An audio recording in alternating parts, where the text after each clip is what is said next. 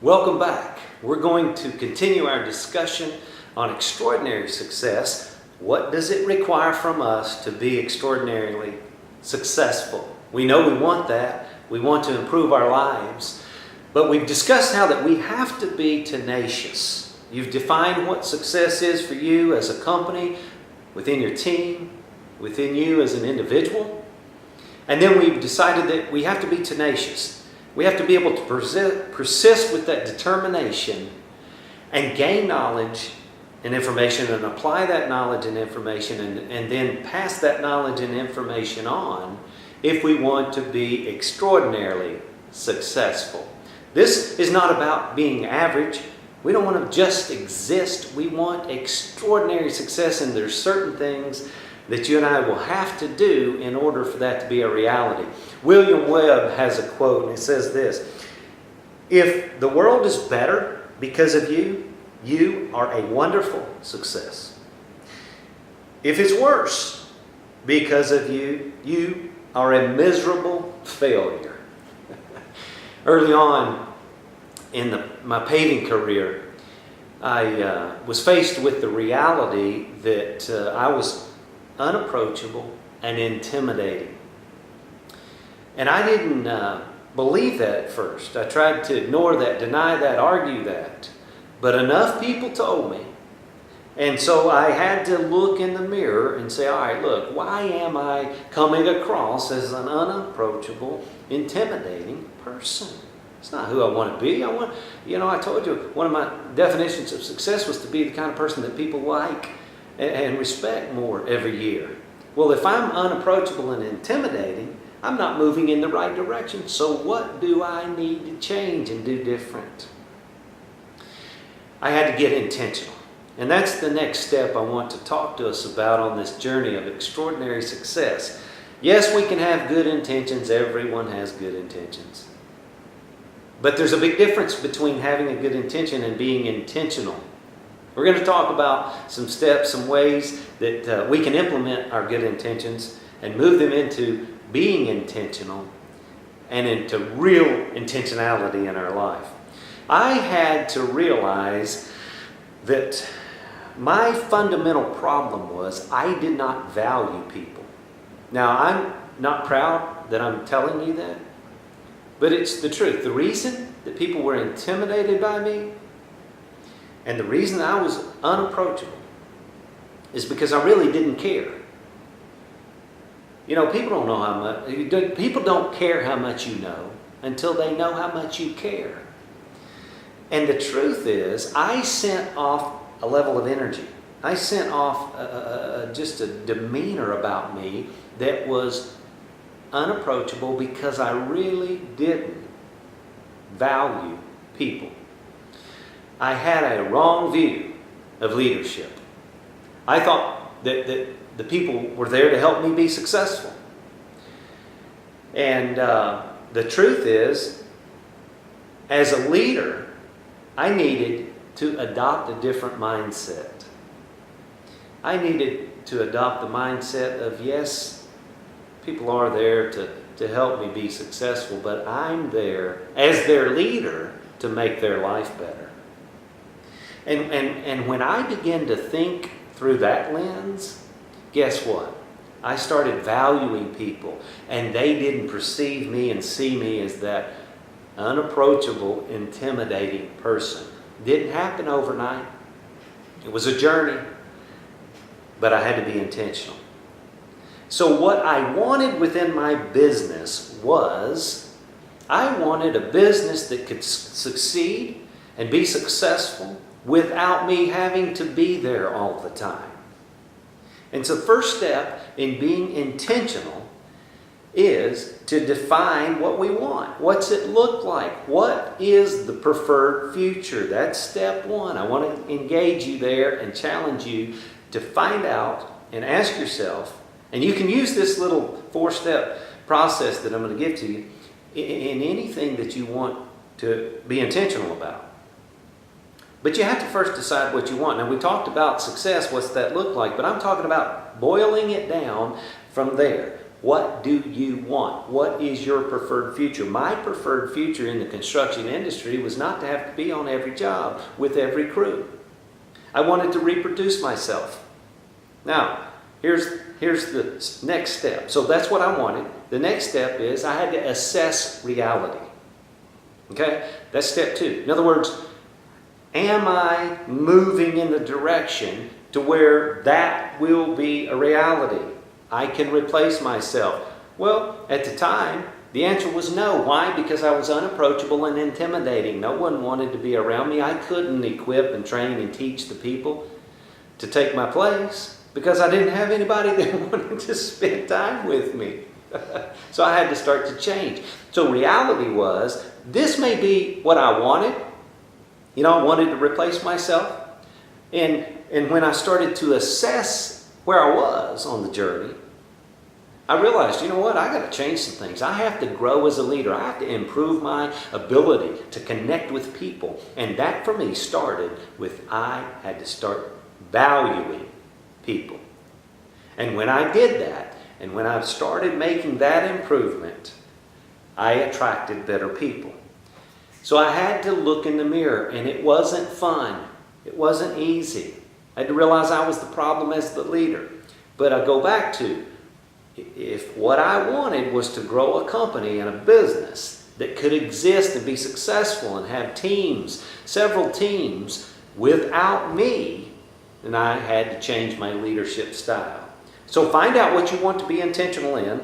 Step 1, what is it? What do you want? Step 2, assess reality. Where are you? Take some time to complete this step. It's very important. Now, step 3 is we have to act. Nothing happens automatically except decline. John Maxwell talks about the law of intentionality, and he says that growth does not automatically happen. In my observation, it seems like the only thing that automatically happens is decline. Now, you don't have to be intentional for decline to happen. It's just going to happen. But if we want extraordinary success, then we're going to have to be intentional. It's not going to happen automatically, and it's going to require action. I told you that direction, not intention, determines destination. I can have a great intention of what I want. If I'm not doing the necessary actions, stepping in the right direction, it's never going to be a reality in my life. Action is tough. You know why? For me, there's fear involved. There's fear involved in action because we don't know what's going to be the results. I had a way of doing things that I had to change. This is what I had seen modeled. It's kind of the top-down, more of a dictatorship than real leadership. You do what I say, I sign your check, my name's on the side of the truck. Hey, look, that's the way it was. Well, the problem is that's not creating extraordinary success. Here's the thing, we were having some success. We were. But it's not the extraordinary success that we moved into when I started thinking different as a leader. So, as a leader, are you making things better? In order to make things better for your people, you have to value your people. And the best way to value your people and value the people in your life is to add value to them. Now, we're building on this, and so how do you add value to people? Well, you have to gain knowledge and information, apply that knowledge and information, and pass it on. As I began to do this, things started to slowly improve, slowly change for the better. But I had to take action. And then the 4th step that I believe that can help us on this journey is really go public. In other words, be held accountable. This is what you want. This is what you say you want. I said I wanted to grow my company. I wanted to develop people, leaders that led teams without me having to be there. Fear was involved. I didn't think that they could do it as good as me. I was controlling. I was trying to run it, but I had to assess reality. I was the problem. I didn't value them. I didn't invest in them in the right way. So I had to take that step of action and look in the mirror and start changing me. I wanted to change others. That's rather impossible. That's why I use, in the last series I talked about, hey look, evaluate yourself on a scale of 1 to 10. That's why we use that, because I want you to evaluate you. I want you to ask yourself the question of, all right, what do you want? I don't want to tell you what you need to have. Yes, I'm going to use some examples and ideas, but you have to know what you want. You have to know your preferred future. And then you have to assess the reality. Are you moving in the direction? Are you taking the action steps necessary for that to be a reality? And have you gone public, and are you being held accountable? It's a hard step, but it's the next step. You know, when I say, here's what I want, to a group of people that I love and respect and that care about me, they can hold me accountable. That gives them permission.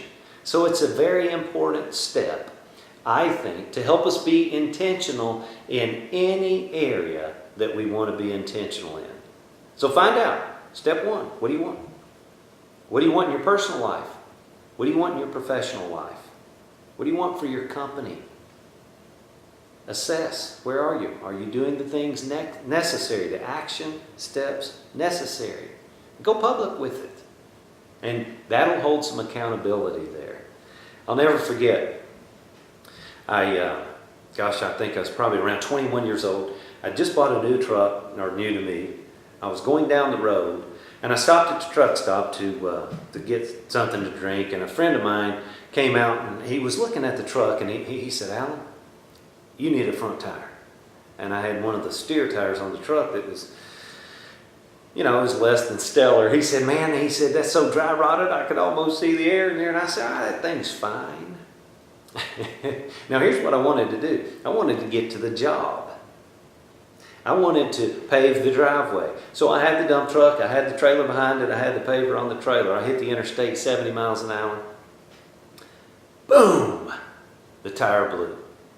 I couldn't hold it in the road. I hit the guardrail. I came out of the truck at about, 60-some miles an hour, and it didn't feel good. Listen, you're flipping down the side of the interstate. I look like a rag doll, I'm sure.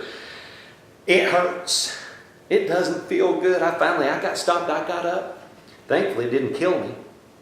The guardrail held the truck off of me, but it wadded the truck up. The paver came off of the trailer, rolling after me. It was a disaster. It landed upside down on the other side of the interstate. The truck was totaled. But thankfully I was alive, and ended up, I only broke my pinky toe, but boy, I was sore. But see, here's the deal. What did I want? Well, I wanted to get to the job, get the paving job done.